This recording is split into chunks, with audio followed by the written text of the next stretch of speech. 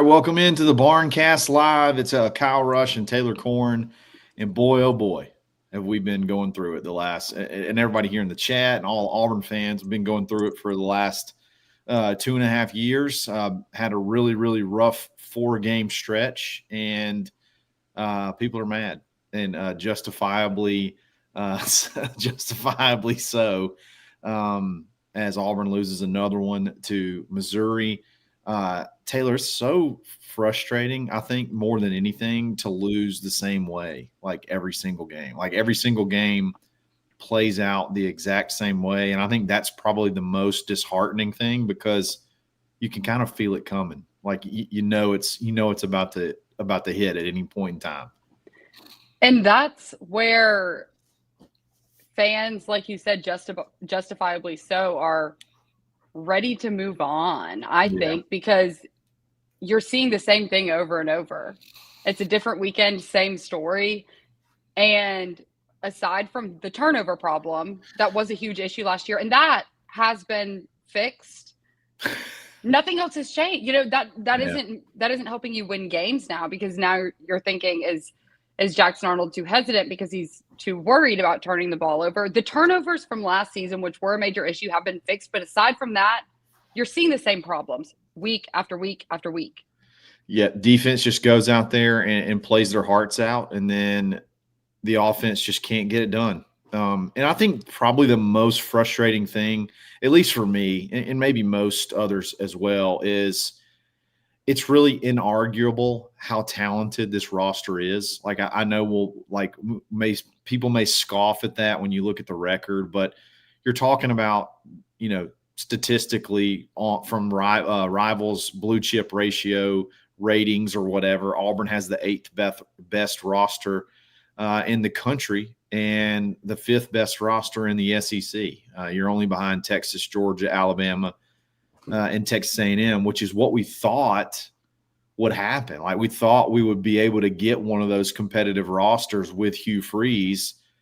You just have not been able to see anything materialize. And I think people are frustrated, and I get it. I 100% get it. And I'm frustrated. I think it's really close to time for a change. But I wanted to talk about I want to take the emotion out of it, because I know a lot of times we want to make emotional decisions, and it's just like, I'm mad, so let's get rid of him because I'm mad. But let's talk through. I picked a few of the top things that I feel like everybody's saying, and y'all hit me in the chat if we miss something. We're going to talk about like the top things that people are saying as far as like why, what's the benefit of firing Hugh right now, and we'll kind of go from there. But the first one, I've seen this a lot, and you have some insight here as well based off what you saw on game day, but it'll help with player retention. That is one that I've seen a lot. Like I think in most of the conversation is that the team's getting ready to give up, or people are wanting to leave. And then if you get rid of Hugh, it may help making player retention a little bit easier. Talk about what you saw on the field. Like, does it feel like the team is giving up? Does it feel like that? Do you feel that yet?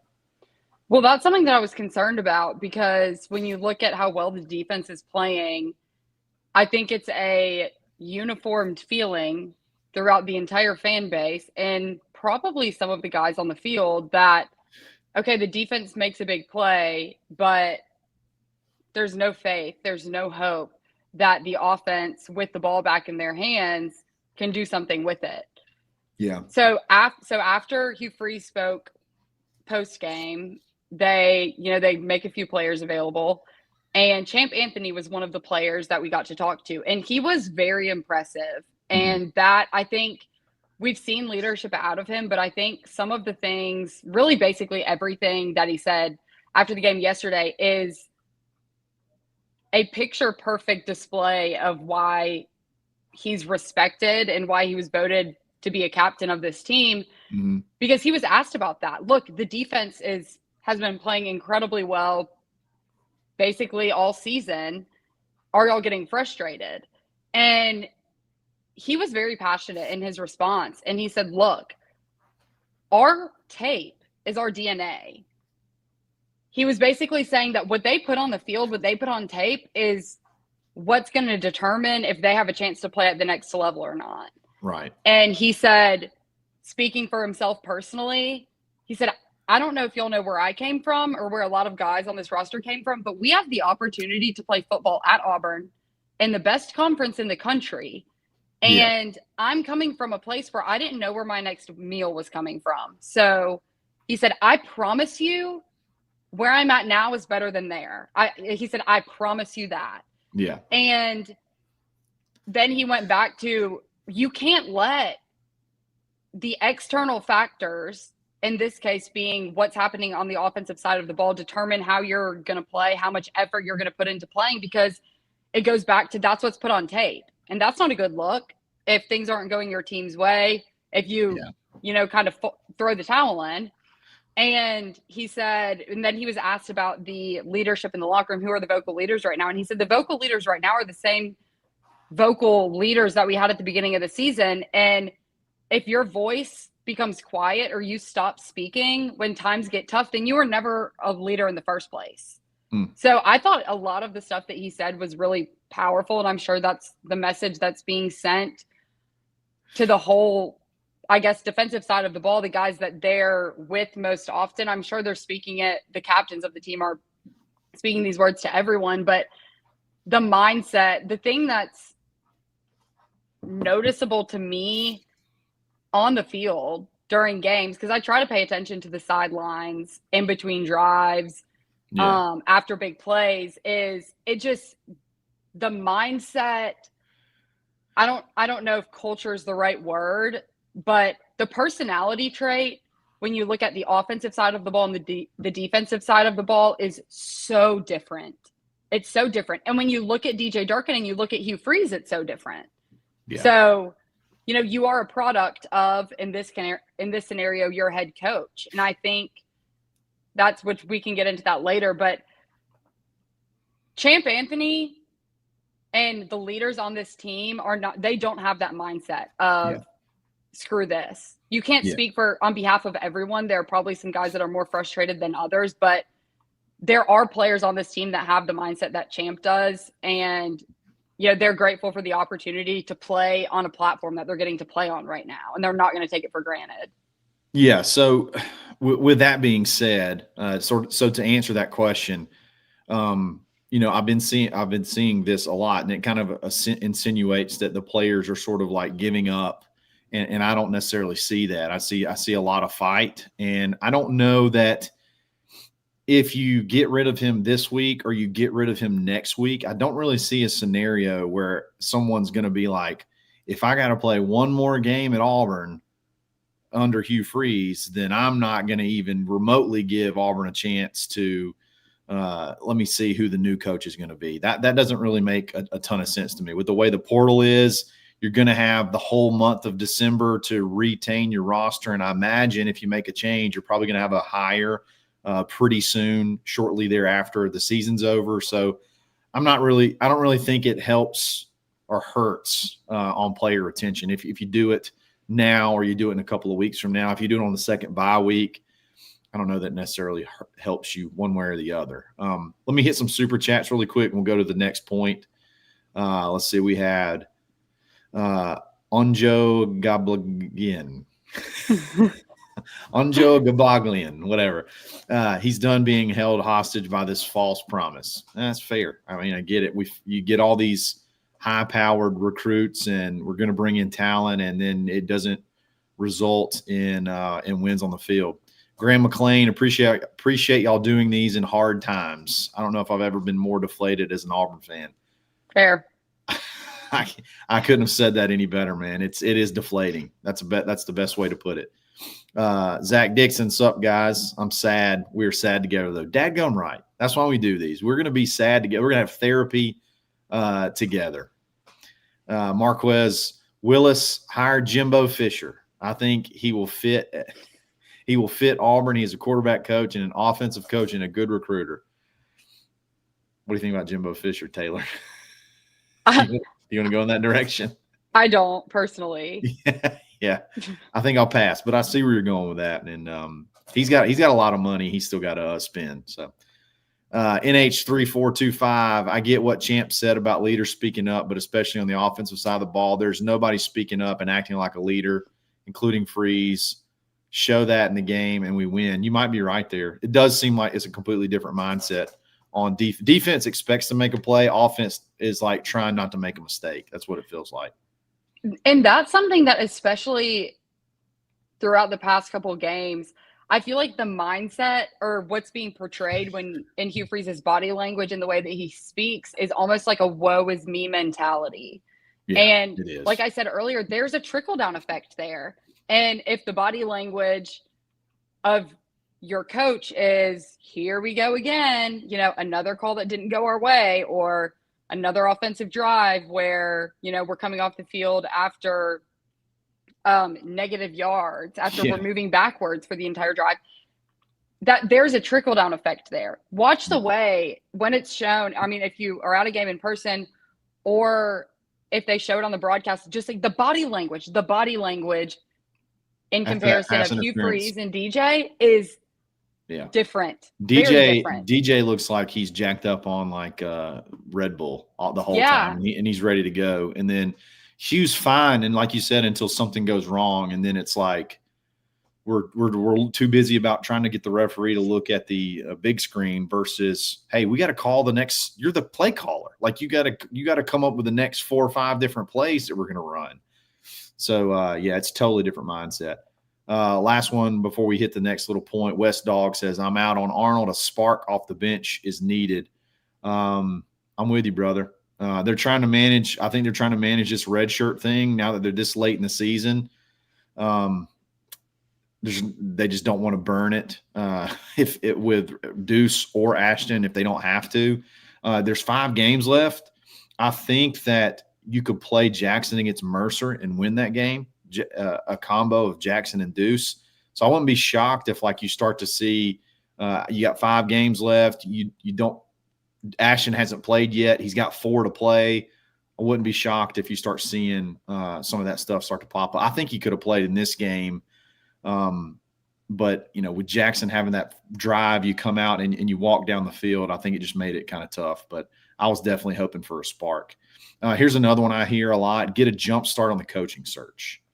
What are your thoughts on that? Because I have a take. It's not necessarily a disagreement, but it's just it's more of a logistical reason why that doesn't make a ton of sense to me. But go ahead. What you've heard this a lot. What are your thoughts here? You're not going to hire a new coach right now. Right. That's not going to happen because the truth is that you're probably, you're going to be looking at coaches that are coaching right now. Right. So you can start talking, kind of backdoor feeling situations out in terms of speaking to agents. But in my opinion, if in the situation of Auburn or anyone else who is unsure about their head coach, about their coaching situation, and thinks that, they might be looking for someone new after the season ends, you're doing that anyways. Yeah. So I don't think it's, you don't start the search. You don't wait to start this. Right. You don't wait to start the search after the firing has been made. And a great example of this is when Stephen Pearl was being introduced, John Cohen said, when I got hired at Auburn, Bruce was very, very upfront with me. He was very blunt and said, I'm not going to be here for 10 more years. So I just want to go ahead and let you know that I'm going to be here for a couple more years, but I'm not going to be here forever. And John Cohen said, since then, we've basically been surveying the scene, if you want to put it that way. And that's the normal. If you listen to ADs that speak after hirings really anywhere across the country, that's how it goes. You don't wait to start looking for a new coach until after you've fired yours or your coach leaves. So yeah, exactly. I think the search has begun. They're already weighing their opinions. Those conversations are being had. And so I don't know. I don't really, the jump start terminology, I don't think, for example, Florida having, made their change today, I don't think that necessarily makes that big of a difference, assuming the administration at Auburn in their minds knows that Freeze is not going to be Auburn's head coach next year. Exactly. Well, you answered that exactly how I would. The only somewhat plus for doing it, look, everybody knows Jimmy Sexton. Okay. Everybody knows he's the super agent. So if you have an idea of a Jimmy Sexton client, a Jimmy Sexton coach that you want, I think the way he does business is you got to have an opening before there can be any negotiation or there be any talks. So, that's why you saw, I think Florida wants Lane. So what Florida got rid of Billy because they want Lane Kiffin, and and Ole Miss put out the whole deal where they're trying to get a deal done with Lane as quickly as possible because it's silly season. And you saw what happened. Kurt Signetti, I think Penn State may have been trying to get him. And so Indiana signs an extension. So I think Lane will probably be at either Ole Miss or Florida, and he'll be making $11 or $12 million a year. So, but the thing is, like John Summerall, Rhett Lashley, there's several guys that are not necessarily, they're not Jimmy Sexton clients. So it may be different depending on who you go for. It may not really matter if you do it now or you do it 2 weeks from now, just like we've been talking about, because you're already feeling things out. You're already talking. You're already kind of getting the groundwork laid for when you do make a move eventually. So I don't know that it necessarily helps you get a jump start on anything. This is a good one. Hey, we may play better. We may play better. It seems like the only thing that's holding us back is Hugh Freeze. What are your thoughts there? This might be silly, and this is something that I've touched on a number of times already.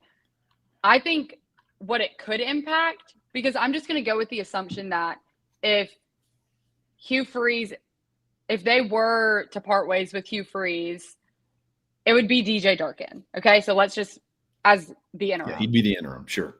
So that's the hypothetical here, right? I think what we could see change is what we've been talking about in terms of a mindset, an adjustment in the mindset, and an adjustment in the body language, an adjustment of the mentality that you're going out on the field and playing with. Now, I think there's been a lot of conversation around the play calling and that aspect of things. Yeah. And I think that you can speak on that better than I can. So I think, there are probably questions around that. But I think that one thing that we could see change is assuming, if DJ Durkin's over the entire roster, we might see a little bit of that defensive mentality, the energy, the fight, the grittiness, the toughness that those guys play with. Could we see that sort of, seep onto the offensive side of the ball? Because that's something that I don't think that Hugh Freeze is providing, the energy from the top. That's totally fair. And I think that's the argument. That's what people are expecting, that you could maybe catch that energy, that spark. The only thing I worry about, is the play calling, which I know the retort would be, well, it can't be any worse than what we see. And I always cringe when I hear that, because it always can be it always can be worse. I think it would be Ken Austin. I think that'd be who your play caller would more than likely be. And you never know. Maybe they decide they want to make a quarterback change. Maybe they could do, catch a spark, like you said. I think that's pretty far fetched. I know a lot of people are going to point to UAB, say, hey, look, UAB won a game. UCLA won a game. Well, they did lose this past weekend, I believe. So Penn State lost. No, hold on. No, it was I think UCLA lost to Iowa. Somebody lost to Iowa. I can't remember exactly who it was. But anyway, yes, you can point to singular examples of, coach teams getting better, having a little bump with the interim. But I think typically it goes even worse, but we'll see. We'll see what happens. Let's hit a couple more of these super chats. We got a lot more super chats, actually. Thanks, guys. Thank y'all for that. Let's go to Thomas Jones. Take DJ out of the picture. Who would be the first one the AD calls? Franklin, Summerall, or who do you think? What's your thoughts, Taylor? Let's do it this way. Let's do it this way. Who's your first? You're John Cohen. Who's your first call? I am so glad that I'm not in charge of this hire because I have no clue. I don't know. Yeah. Because it seems like it's very hard after what we've been through the past, what seems like an eternity. It seems like it's very hard to make the right hire. Yeah, I know. And I don't, who's a good fit? I don't know who's a good fit because now we've seen what happens with, you're a head coach calling plays offensively, and then it's, is he spread too thin? This isn't working. There are a lot of people who are saying, I want a defensive-minded head coach. I don't know. My thing with James Franklin is the narrative around him as a head coach is he can't win big games. That was the narrative that has surrounded him for years. And yes, he had a number of incredibly successful seasons, but that would be kind of, what I would feel was the monkey on your back. Okay, so we're bringing in a guy who is literally known for not being able to win big games or struggling to win the biggest games on the schedule. Is that what we want? Is that a valid reason not to put a feeler out there? I don't know. I'm thankful I'm not the AD and I don't have to make that decision. But that's with James Franklin. That's the first thing that comes to my mind when his name gets brought up. Yeah. I go back and forth on Franklin because, look, let's just call it what it is. It's hard to get kids from Georgia to go play in Pennsylvania, in Happy Valley. It's hard to get kids from South Florida to go play in Happy Valley. It's hard to get kids from Alabama, from Texas, from Mississippi, all those schools where you get your elite talent. It's hard to get those kids, and you're having to basically live off of that northeastern area that's just not quite as talented. So I do wonder what kind of fire he could bring if he came back down here. Auburn's got to get to where we got to get to where we're a 9 to 10 win team before we can talk about being a championship level team. So I don't know who I would call first. If I had to pick between those two, I'd call Summerall. I just like him a lot. He comes with a really good offensive coordinator that's had a lot of success with quarterbacks. I think he had Gunnar Watson throwing for just a pile of yards over at Troy. He's done really well at Tulane since he's been there. Obviously, he made Darian Mensah $1 billion to go to Duke, and then they beat Duke. So if I had to call off that list, I'd call Summerall, but I'm kind of coming around on Franklin a little bit. NH3425, I'll say this. I did see a little spark from Perry Thompson, and he acted like he cared. Super proud of Perry. Proved everyone's doubt wrong. And I think Perry put out a Snapchat or something. Somebody was like, you want to get Freeze fired? And he's like, nah, man, Freeze is my guy, or something like that on Snapchat. That doesn't necessarily mean anything, but I thought it was interesting. He did. His best catch didn't even count. That on the sideline. That was unreal. Where were you when that happened? How close were you? I was in the end zone. It was coming that way? He was coming that way. I was on the side of the end zone where I was basically looking down that side of the field. So I had a very good view of it. And I am so happy for Perry because he was one of the guys that I think a lot of people were wondering what his mindset was going into the offseason after last year when, he didn't see the field a ton. Yeah. He wasn't a major part of Auburn's offense. And he's just quietly worked to get better. He hasn't been, making any sort of scene or causing any problems about not getting the touches that some of these other guys are getting. So that it made me so happy. And he was another player that we got to talk to after the game yesterday. And he was asked about his performance. That's his best game in an Auburn uniform, which I hate that it ended in a loss for him with that being the great game that he had. But he said, I've known that I was capable of this all along, but I've just, it's taken me some time to be able to show it. So I was really, really happy for Perry as well. For sure, man. Good to see him do well. He did have one drop that I thought if he turned it up, man, he kind of ran before he caught it, but if he turned it up, it was going to be a big gain. But otherwise, like you said, blocked really well. Yeah. Blocked really well. He's a willing blocker. He just had, that was his best game as an Auburn Tiger for sure. John Lubin says Falk, a defensive guy, was all over the offense in the fourth quarter and overtime. That is offensive coaching. Yeah, I can imagine they're getting frustrated for sure. Chris says another one. Keldrick Falk was going off on the offense. That's good to see. We need a Keldrick Falk on offense. I think that's probably what's keeping this team from reaching their full potential on offense. There's just seems to be no leadership, and that starts with Hugh. Graham McClain again. Perry was unbelievable. Made me happy. I think it made a bunch of folks happy. So fired up for Perry. My man Smooth, Alabama fan, best one I know, says, have a shot on me, C5, my guy. Major respect. You the man, Smooth. You the man. I appreciate you, brother. He's in on it. He watches almost every show, like religiously. Every morning he's in the chat, and he's a very respectable guy. Like, he's not there to just rub it in your face. So there's good ones out there, and Smooth's one of them. Chris again, play Daniels, DJ Durkin for head coach. If so, he's saying, hey DJ, if you're the head coach, play Ashton Daniels. I want Ashton to play like right now. I want to see what he can do. Yeah. I want to see it bad. Graham McClain. I mean, do we give Brent Key or Kenny Dillingham a call? I think Brent Key has told his agent he's not going anywhere. So I don't know that one's going to be an option. Kenny Dillingham, on the other hand, he's at home. He's an Arizona State guy. He seems to love Arizona State, but if that's the guy you want, you maybe make him say no. I don't think he makes a ton of money. Kenny Dillingham salary. Let's see what he makes. He makes $5.8 million. So Hugh makes about $7 million. So you pay him $9 million, you just about double his salary. Maybe you get him. He'd be worth a call for sure. He gave up play calling too, which I think is big. I love that.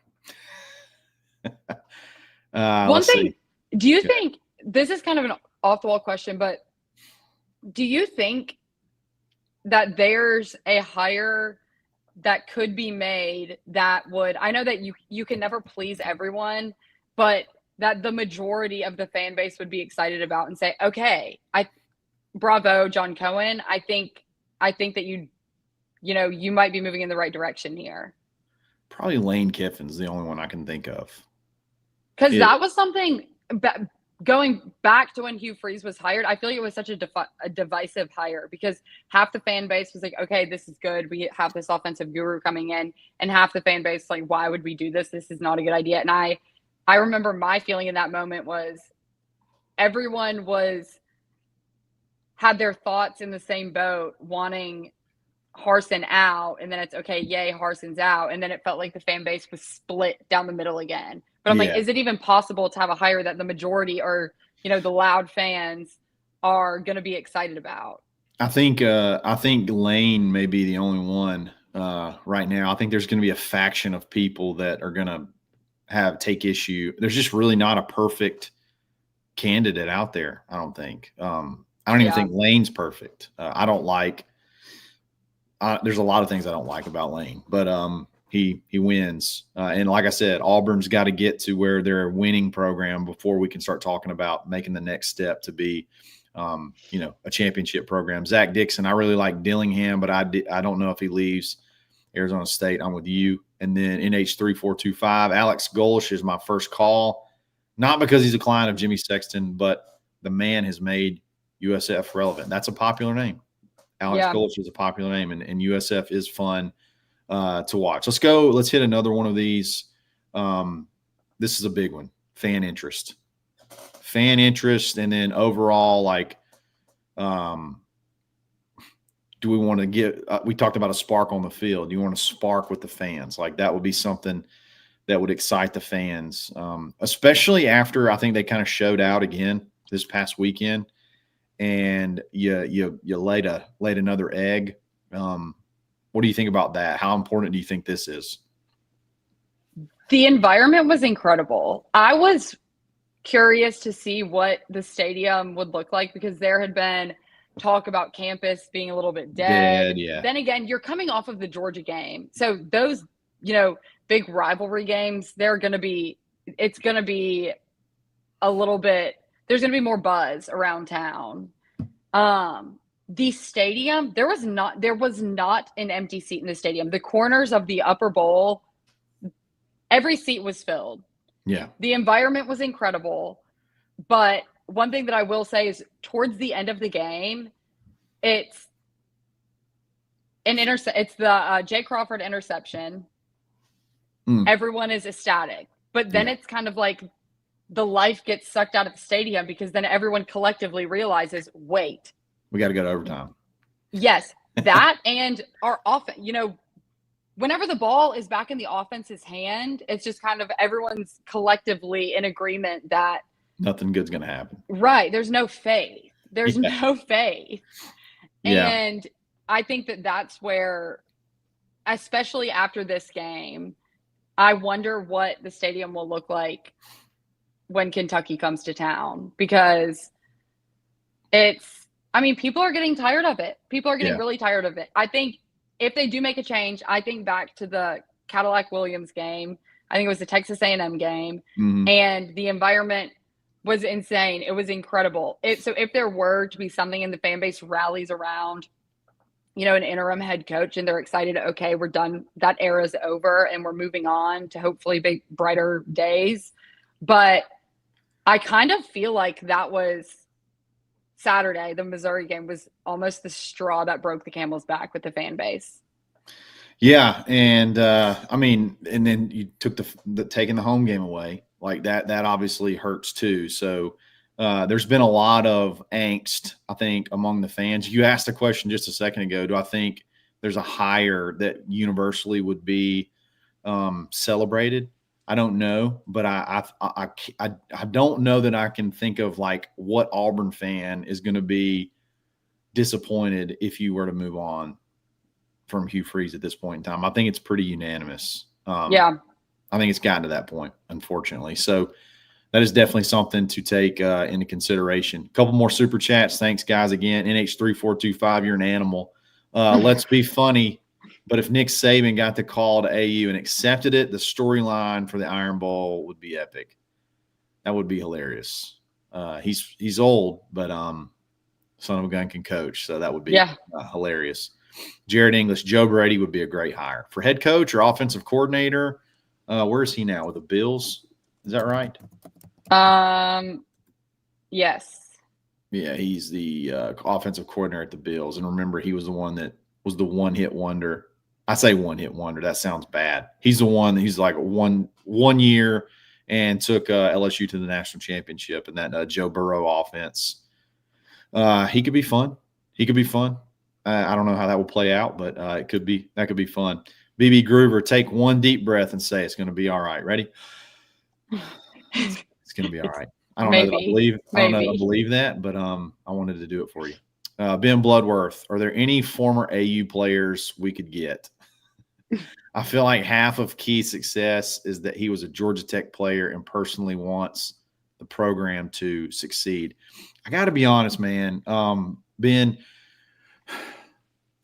usually it's rare. The Brent Key scenario, it's pretty rare because what happens is you have emotional attachments to these guys, and a lot of times you will keep them longer than you probably should because, hey, it's an Auburn guy. We don't want to get rid of an Auburn guy.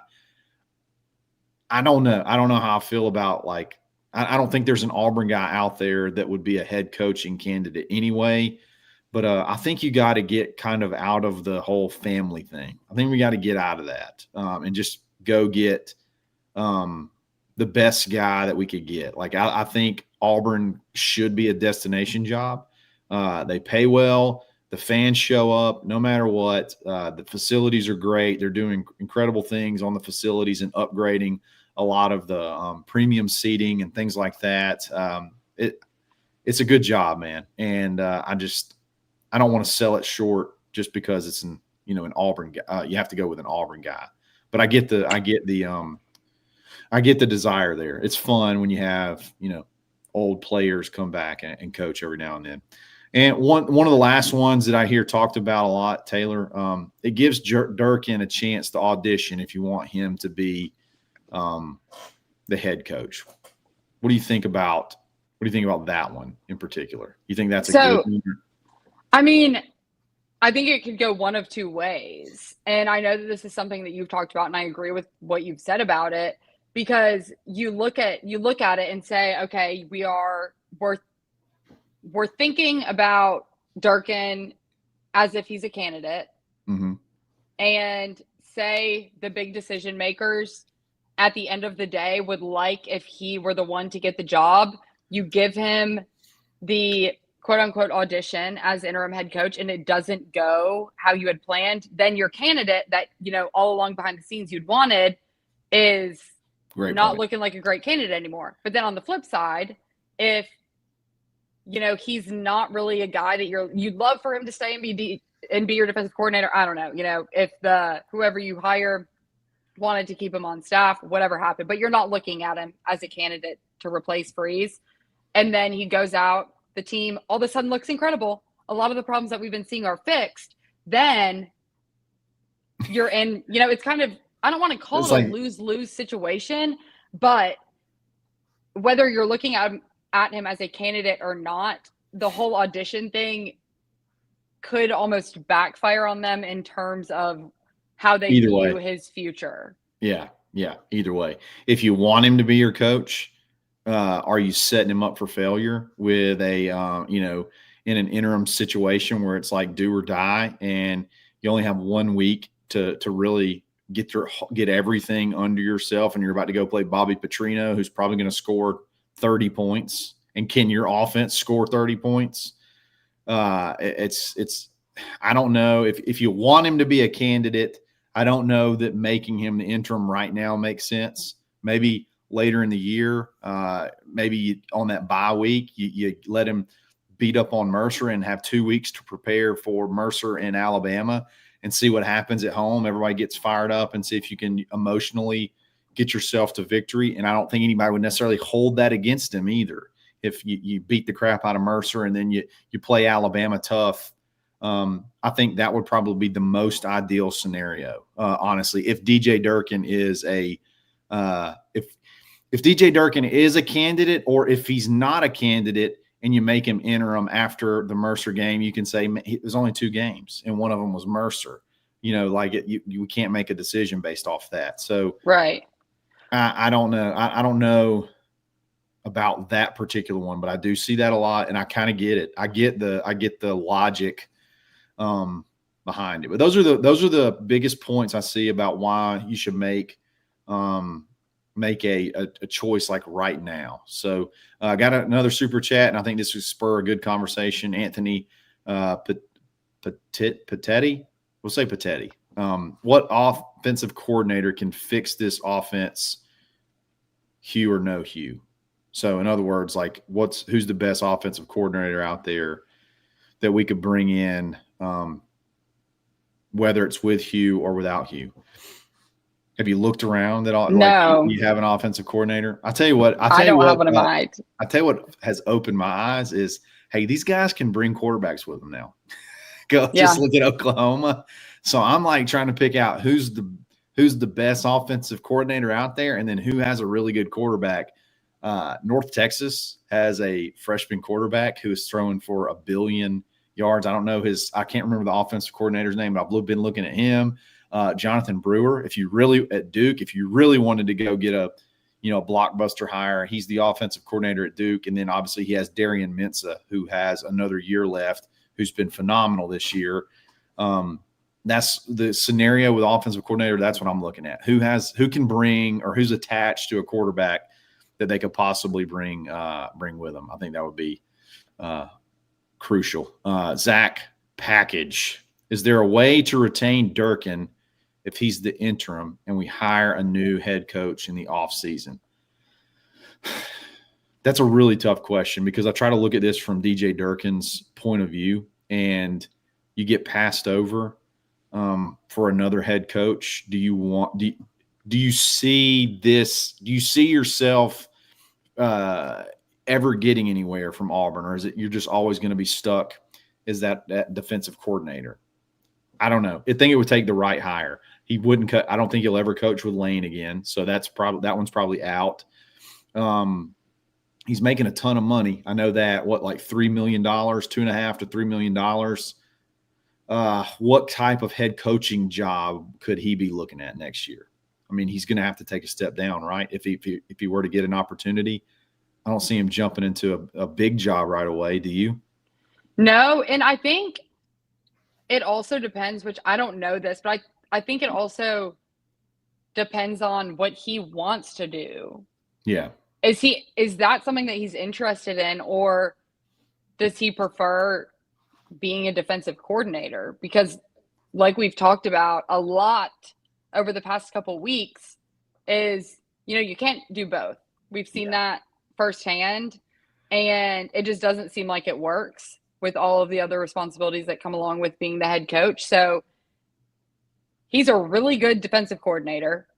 We've all seen that. And so is that something that he wants to continue doing, or is he pursuing a head coaching job just out of, his personal wants and desires, what he's trying to build for? But something else that I think, going back to the audition thing, is I don't think that a decision's gonna be made, I guess, or the timing of a decision is going to be based on giving Durkin an audition or not. Yeah. Which I think is something that is important to bring up, because I think that everyone's in agreement that no one's been given any reason to believe that things are going to get better with Freeze.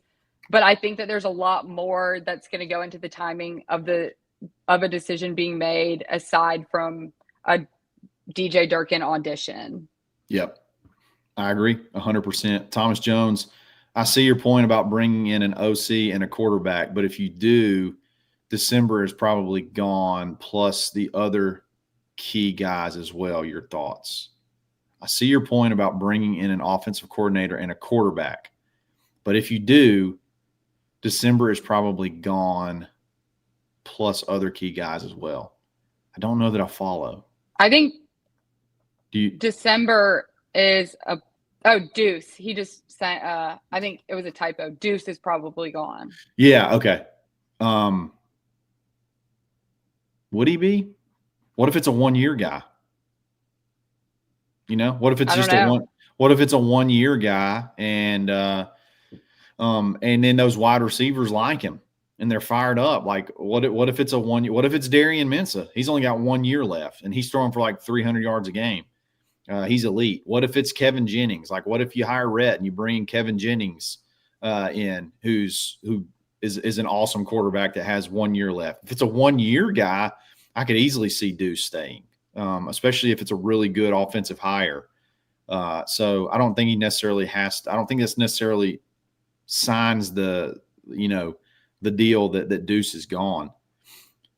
Man, this one's tough. This one hurts. Is it really a home field advantage when you're 9-10 at home? I guess under Hugh Freeze.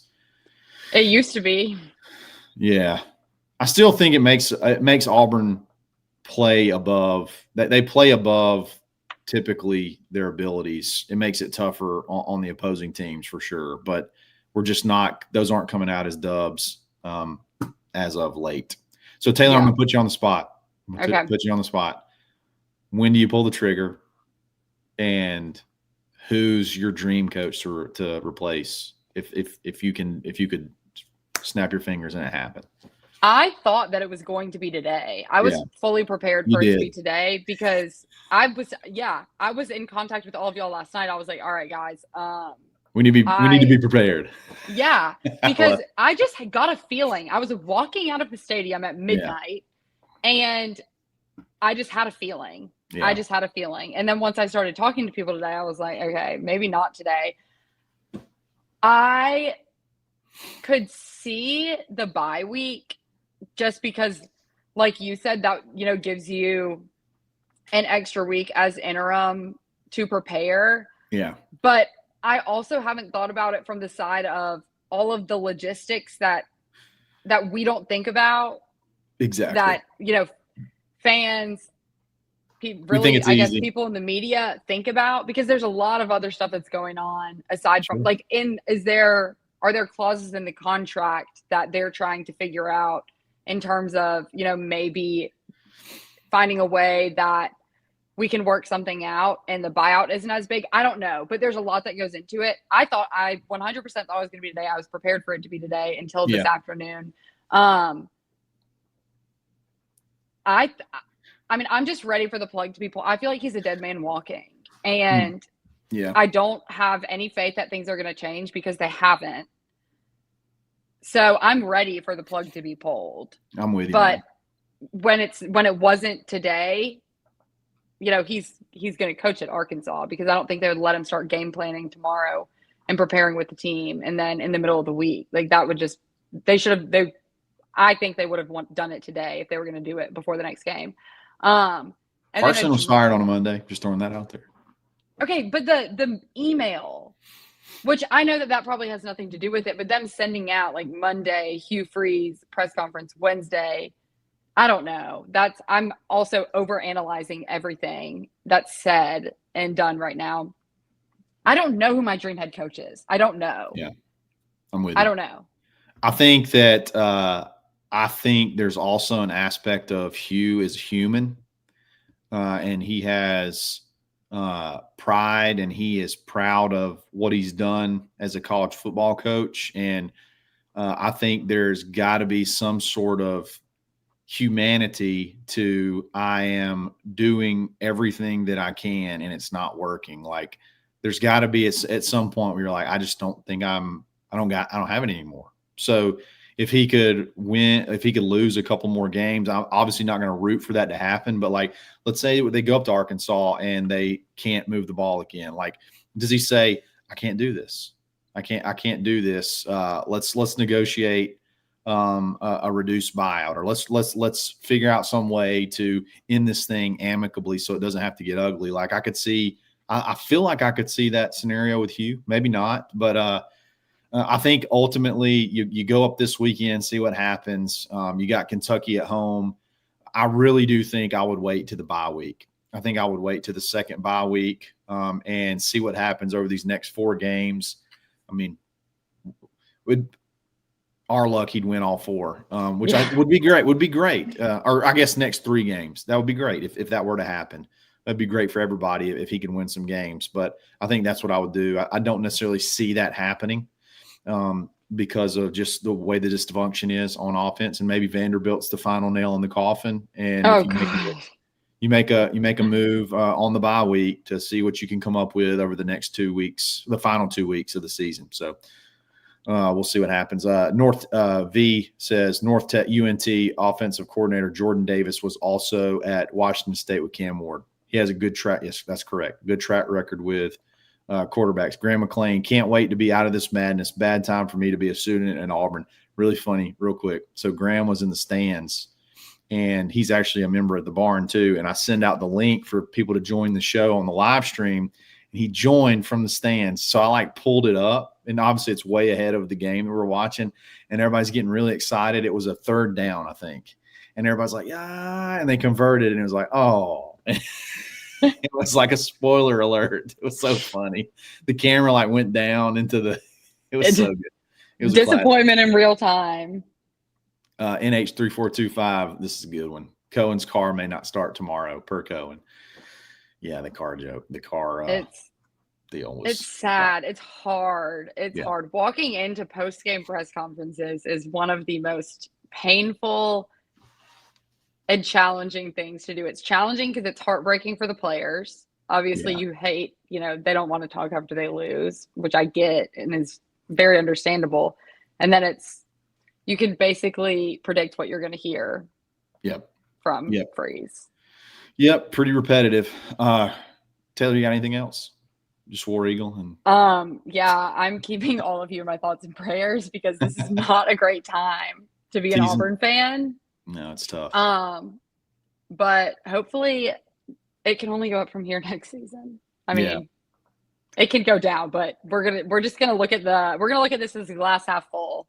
We've been through it for so long. The good news is if you make a good hire, and even if you do lose some guys to the portal, you can always add. And I imagine the guys that you may lose are expensive. So maybe you can go use that money to go get more guys. So That's a good thing. I don't think necessarily rebuilds have to be, 4 or 5 years. I think if you're on it and you're prepared, you could see results pretty quick. So the base is there. If you can retain some of that key depth, you should be all right. We'll see how this thing plays out, guys. I really appreciate y'all listening, tuning in. Chat was awesome. Thank you all for all the super chats. Helps us to be able to keep doing this. And it's just really fun interacting with you guys. So Taylor, thanks for joining. We'll be back again soon. It's another Barncast.